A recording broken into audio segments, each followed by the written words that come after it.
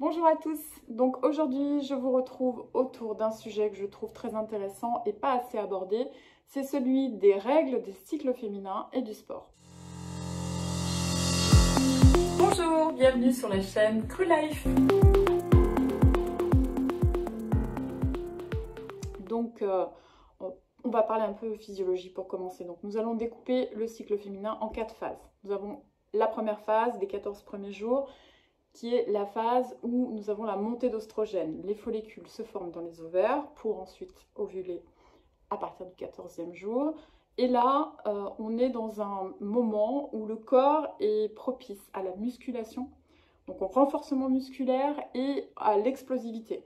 D'accord? Donc le travail de haute intensité ou le travail fractionné aussi pour les runners, les gens qui font des sports d'endurance. Vous avez la phase ovulatoire.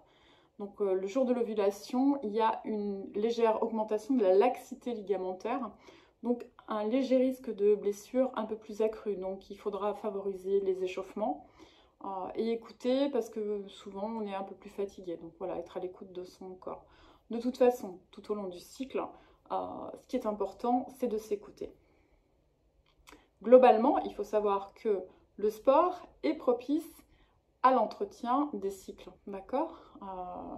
Même pendant les règles, bien sûr, on peut faire du sport si vous en avez la capacité physique, si vous ne souffrez pas, etc. Donc, nous avons fait les 2 premières phases. La 3e phase, c'est celle qui va de l'ovulation jusqu'aux règles. Donc là, c'est la montée en oestrogène. Donc en fait, c'est la muqueuse qui progressivement s'épaissit pour pouvoir former les règles ensuite, hein, en involuant. En fait, c'est le corps jaune qui involue au moment des règles. Et dans cette phase, le corps est plus endurant. Donc on va favoriser des sports d'endurance, de longue distance, mais en veillant néanmoins à 2 points. Un, la déshydratation, puisqu'il y a une légère augmentation de la température du corps. Et nous allons aussi veiller aux problèmes éventuels cardiaques, d'accord, les petites faiblesses cardiaques qu'il peut avoir. Donc voilà, donc il faudra s'écouter dans cette 2e phase. Moi, à titre personnel, dans les derniers jours de mon cycle, avant les règles, j'ai même une, comment dirais-je, une augmentation comment dirais-je, je trouve pas le terme. En fait, je pense qu'il y a une forme de hargne. Je vais me défouler en fait. Mais c'est tout à fait ça, et je sais qu'on est nombreuses à être comme ça. Donc voilà, donc c'est très propice.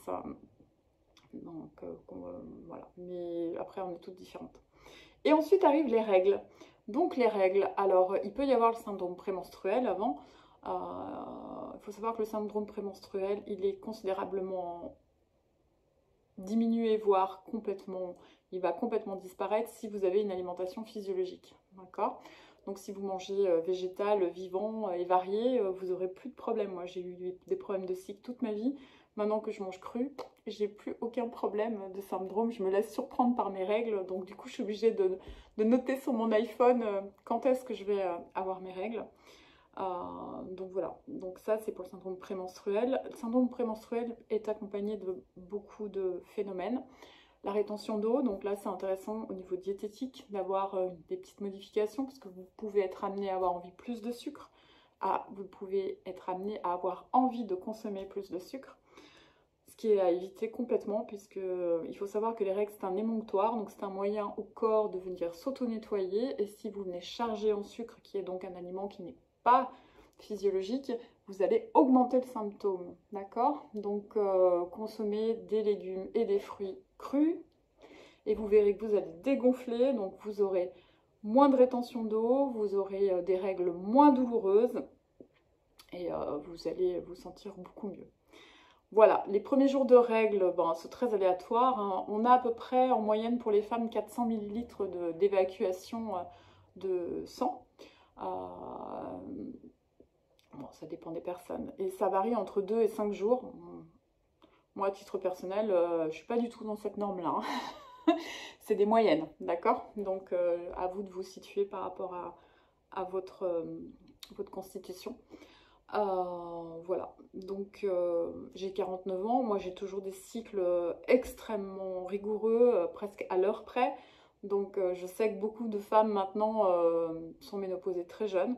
Il faut savoir que le sport est favorable à la santé et donc à l'entretien des cycles, d'accord, à condition que ce soit fait correctement. Que tout au long des phases, vous restiez à l'écoute de votre corps et de vos besoins. Moi, je vous ai parlé de généralité, d'accord, avec quelques explications physiologiques, mais ça reste des généralités. Quand on a mal au ventre, on peut se reposer, bien sûr. C'est peut-être l'occasion de faire du yoga. Vous avez d'excellentes postures de yoga qui peuvent soulager toutes celles qui étirent. Donc le cobra, vous savez, où on pousse sur les bras, on vient ouvrir la cage thoracique. Le poisson, hein, où pareil, on soulève la poitrine, on vient étirer le ventre. Qu'est-ce qu'il y a encore comme posture? Il y en a plusieurs. Là, ça ne me vient pas, évidemment, ce serait trop simple. Voilà, vous avez, je fais quelquefois des cours exprès hein, pour les douleurs de règles. Donc voilà, ça peut diminuer. Moi, à titre personnel, quand j'ai des douleurs prémenstruelles, moi, j'ai pas prémenstruelles, j'ai des douleurs de règles le deuxième jour, eh bien, quand je vais trottiner doucement dehors, sans impact, c'est-à-dire vraiment juste histoire de faire circuler le sang, ça diminue, enfin c'est même tout le temps où je cours, en fait, j'ai pas mal, d'accord? Et ça dure un peu derrière. Nager aussi, ça peut être très intéressant puisque ça vient étirer et puis qu'il y a un massage du ventre avec la pression de l'eau, la pénétration du corps dans l'eau. Bon, je vous ai dit, le yoga, c'est idéal, bien sûr. Toutes les techniques de bien-être hein, qui peuvent vous détendre et vous amener du relâchement musculaire. Il faut savoir que l'utérus, c'est un muscle, hein, donc voilà. Mon conseil nutritionnel, c'est de charger en aliments riches en fer avant les règles. D'accord? Parce qu'au moment des règles, vous perdez la capacité d'assimiler le fer. Donc ça ne sert à rien. Nombre de gens se chargent en éléments ferriques au moment des règles, c'est perdu. Ça part directement dans les toilettes. Donc faites-le avant vos règles, en fonction de votre régime alimentaire. Vous avez diverses sortes d'aliments riches en fer. Donc voilà. Que vous dire d'autre? Je pense qu'on a fait un tour plutôt sympa. Je compte sur vous pour me poser des questions sous la vidéo. Je me ferai un plaisir d'y répondre. Si vous avez besoin de plus de renseignements, vous pouvez me contacter bien sûr par tous les biais des réseaux que vous connaissez qui seront sous la vidéo. Voilà, si vous voulez des consultations spécifiques pour les règles, je suis très habituée à ce type de rendez-vous, donc ce sera avec grand plaisir. Je voudrais juste finir par une petite, c'est pour ça que je le mets après mes références, un élément qui me tient pas à cœur personnellement. Il faut savoir que dans le milieu sportif professionnel, il y a beaucoup d'aménorrhées. Donc peut-être certains d'entre vous ne savent pas ce que c'est qu'une aménorrhée, c'est une absence de règles. Il faut savoir que il n'est pas normal de ne pas avoir ces règles, même si ça peut être confortable bien sûr, si vous n'êtes pas sous contraceptif, parce que maintenant la grande mode c'est de ne plus avoir les règles. Mon opinion personnelle, c'est que les règles sont un émonctoire. Et à mon avis, c'est bien pour ça qu'on vit plus longtemps que les hommes, parce qu'on a un émonctoire supplémentaire. Tout au long de notre cycle, à notre période de vie où nous avons cet émonctoire, nous avons la capacité d'éliminer nos déchets. Le fait de ne pas avoir les règles, ou de supprimer ces règles par une prise de pilule, vous amputez d'un bras. C'est mon opinion personnelle, d'accord? Je l'ai bien précisé. Voilà, les sportifs pros, et les aménorrhées, voilà, c'est tout simplement que l'alimentation, l'apport énergétique est inférieur par rapport à la dépense.